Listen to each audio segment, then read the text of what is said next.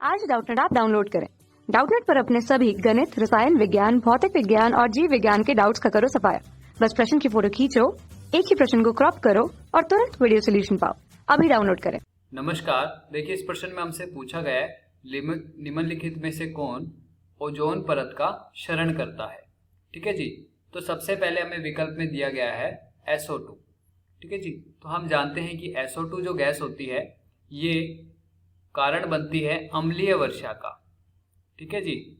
ये कारण बनती है अम्लीय वर्षा। इसका संबंध ओजोन परत के क्षरण से नहीं है, तो ये विकल्प हमारा गलत होगा। फिर दूसरे विकल्प में यदि हम देखें तो इसमें हमें गैस दी गई है CO2 गैस। अब हम जानते हैं CO2 गैस मुख्य कारण होती है ग्रीन हाउस प्रभाव का, ग्रीन हाउस प्रभाव का। ठीक है जी। जिसकी वजह से पृथ्वी का जो तापमान है वो बढ़ जाता है। ठीक है जी। लेकिन इसका कोई भी योगदान ओजोन परत के क्षरण में हो ऐसा नहीं है, तो ये विकल्प गलत होगा। फिर बात करें हमारे पास तीसरे विकल्प की, तो हमें दिया गया है ऑक्सीजन। तो देखिए, ऑक्सीजन तो ओजोन परत के निर्माण में काम आती है और साथ में ऑक्सीजन जो है वो प्राणवायु का काम करती है। ठीक है जी। ये क्या करती है? ओजोन परत यानी कि O3 का निर्माण करती है और इसके साथ साथ ये हमारे पास क्या है? प्राणवायु है।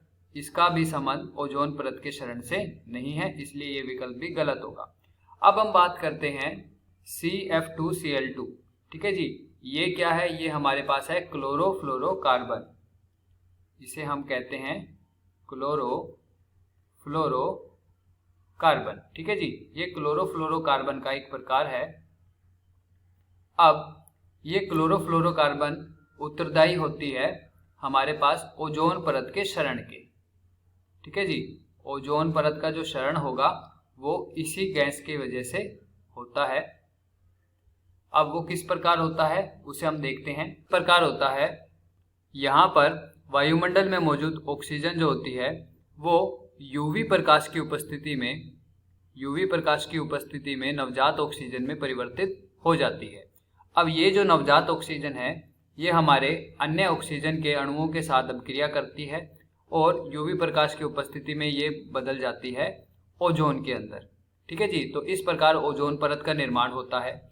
लेकिन जब हमारे पास वायुमंडल में क्लोरोफ्लोरोकार्बन CF2Cl2 की मौजूदगी होगी, तब ये क्लोरोफ्लोरोकार्बन भी यूवी प्रकाश की उपस्थिति में मुक्त मूलकों में परिवर्तित हो जाएगी, जिसमें एक होगा क्लोरीन मुक्त मूलक और एक क्लोरोफ्लोरोकार्बन का मुक्त मूलक होगा। अब जो ये क्लोरीन मुक्त मूलक है ये हमारे पास अभिक्रिया करता है ओजोन के साथ।